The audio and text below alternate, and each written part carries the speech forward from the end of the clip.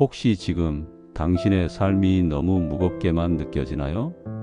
끝없는 시련 같고 마치 하나님께서 나를 일부러 힘들게 만드시는 것 같아 마음이 지쳐 있지는 않으신가요? 우리의 일상은 참으로 많은 무게를 안겨줍니다.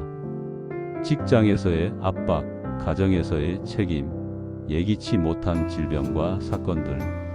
이런 현실을 마주할 때면 누구나 하나님이 나를 시험하시는 것일까? 라는 질문을 던지곤 합니다. 하지만 성경은 이런 상황을 조금 다르게 비춰줍니다. 우리가 시련이라고 부르는 그 자리가 사실은 하나님께서 우리를 부르신 소명의 자리일 수 있다는 것입니다. 소명과 현실은 언제나 함께 갑니다. 하나님의 부르심은 늘 현실과 충돌하는 것처럼 보입니다. 하지만 그 충돌은 실패의 신호가 아니라 소명의 증거일 때가 많습니다. 모세를 떠올려 보십시오. 하나님께서 모세를 부르실 때 그는 이미 나이 많은 목자였습니다. 불타는 떨기나무 앞에서 하나님의 음성을 들었을 때 그의 마음은 두려움으로 가득 차 있었습니다. 나는 말이 둔한 자입니다. 나는 자격이 없습니다. 그러나 하나님은 그를 이스라엘의 지도자로 세우셨습니다. 그 소명을 따라 나섰을 때 모세가 마주한 현실은 너무 가혹했습니다. 이집트의 바로가 완강히 거부했고 출애굽 직후에는 홍해가 길을 막았습니다. 인간의 눈으로 보면 이것은 분명한 시련이었습니다. 하지만 하나님의 관점에서는 그것은 모세의 소명을 입증하는 무대였습니다. 홍해가 갈라지고 하나님의 능력이 드러난 그 순간 모세의 부르심은 백성 앞에서 확증되었습니다. 다윗도 마찬가지였습니다. 소년 시절 사무엘에게 기름 부음을 받을 때 그는 이미 왕으로 세워졌습니다. 그러나 현실은 전혀 달랐습니다.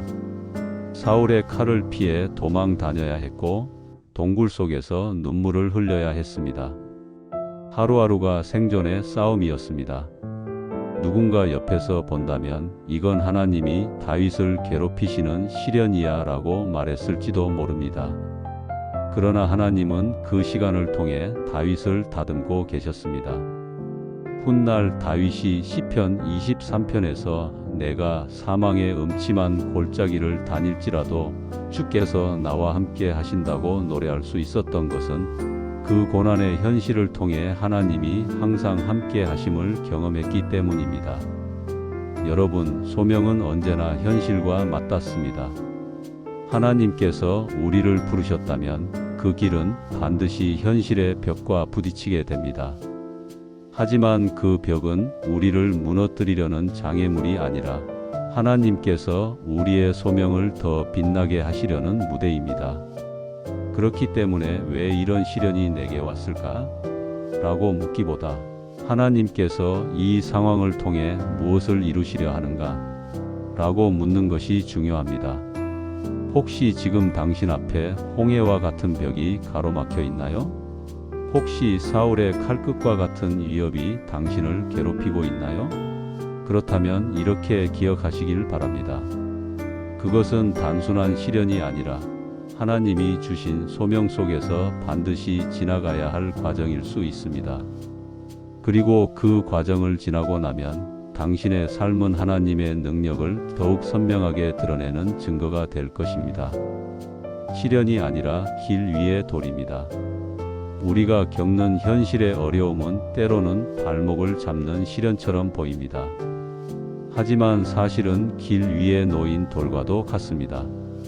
돌이 있다고 해서 길이 끝나는 것은 아닙니다. 돌은 걸림돌이 될 수도 있지만 디딤돌이 될 수도 있습니다. 결국 문제는 돌 자체가 아니라 내가 그 돌을 어떻게 바라보고 다루느냐에 있습니다. 사도 바울의 삶을 다시 살펴봅시다. 그는 예수님을 만난 후 인생 전체가 완전히 뒤바뀌었습니다. 이전에는 교회를 핍박하던 사람이었지만 이제는 목숨을 걸고 복음을 전하는 사도가 되었습니다.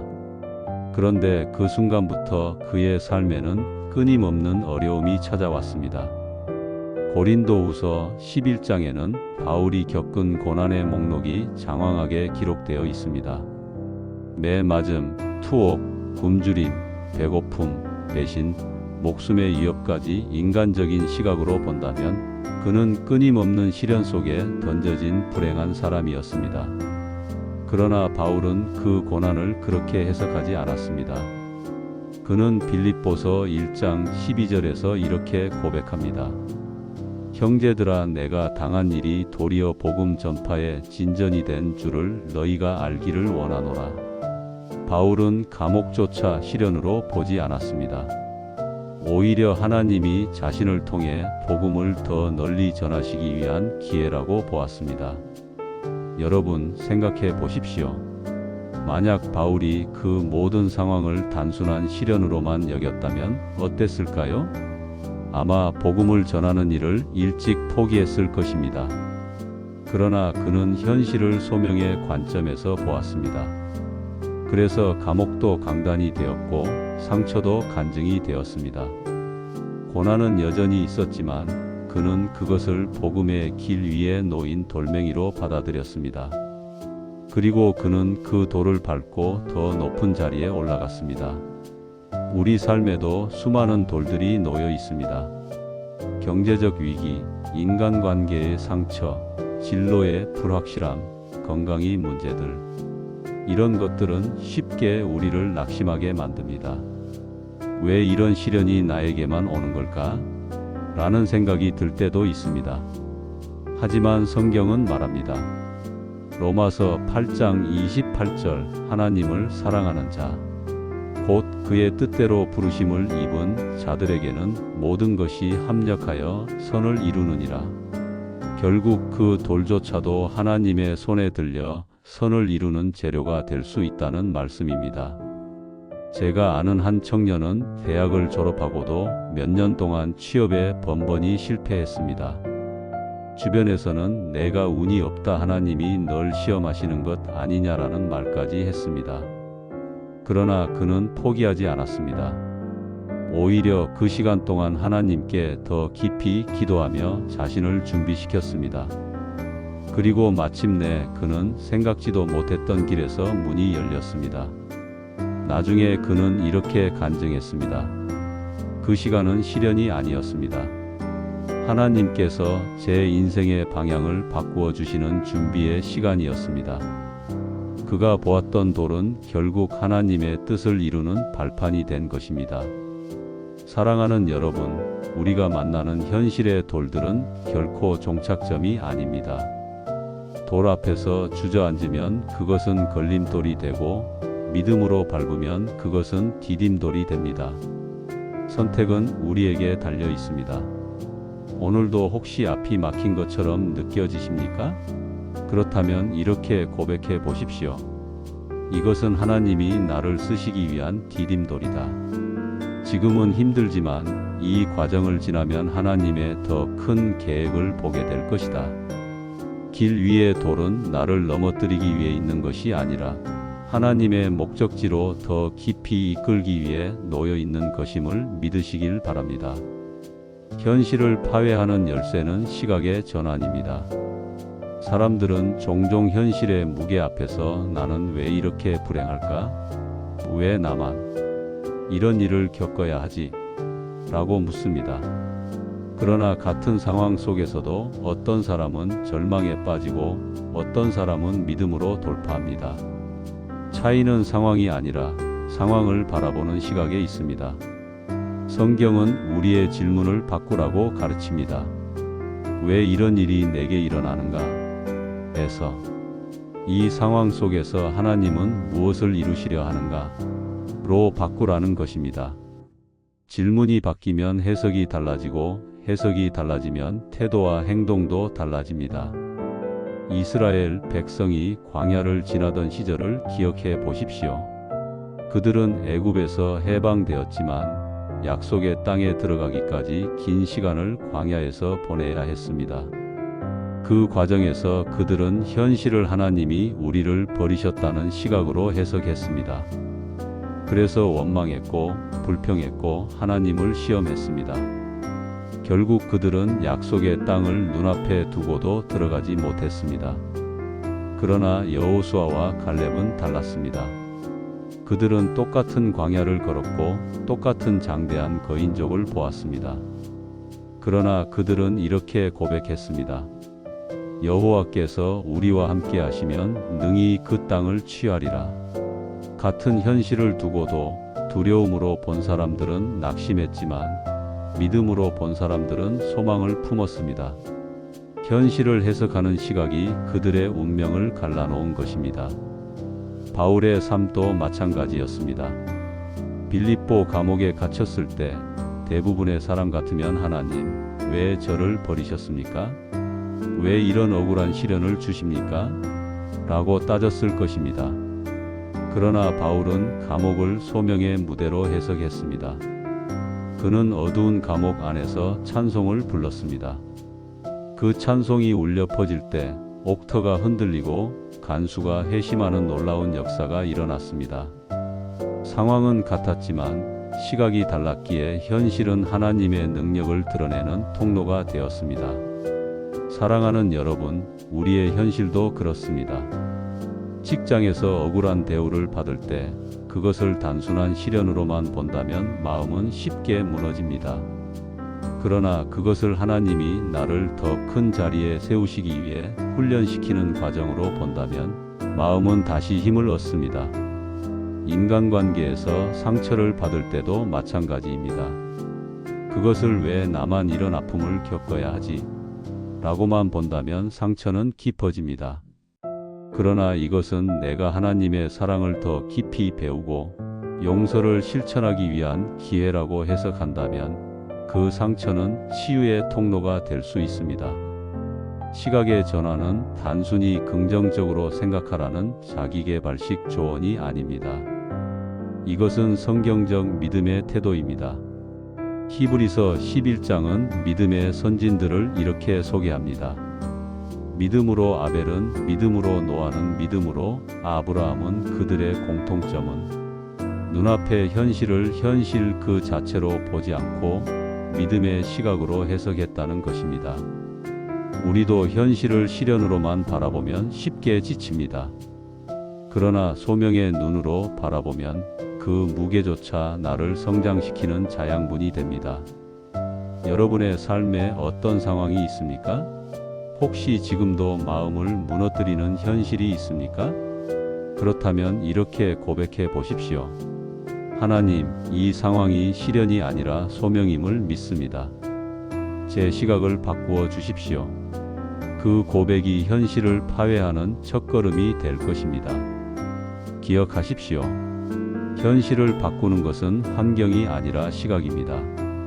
하나님이 함께 하신다는 눈으로 세상을 바라본다면 그 어떤 무거운 현실도 믿음의 발걸음으로 넘어설 수 있습니다. 십자가는 시련이 아니라 소명입니다. 예수님의 삶을 깊이 묵상해 보면 고난을 어떻게 이해해야 하는지가 분명해집니다. 많은 사람들은 십자가를 단순히 예수님께 닥친 비극적인 시련으로 생각합니다. 하지만 예수님께 십자가는 단순한 시련이 아니었습니다. 그것은 하나님께서 주신 구원의 소명이었습니다. 겟세마네 동산에서 예수님은 땀이 피처럼 될 만큼 간절히 기도하셨습니다. 마태복음 26장 39절에 기록되어 있지요. 아버지여, 할 수만 있거든 이 잔을 내게서 지나가게 하옵소서. 그러나 내 원대로 마시옵고 아버지의 뜻대로 하옵소서. 인간적으로는 고통과 두려움이 엄청났지만 예수님은 끝내 하나님의 뜻을 선택하셨습니다. 십자가는 두려움의 시련이 아니라 인류를 구원하는 소명이었기 때문입니다.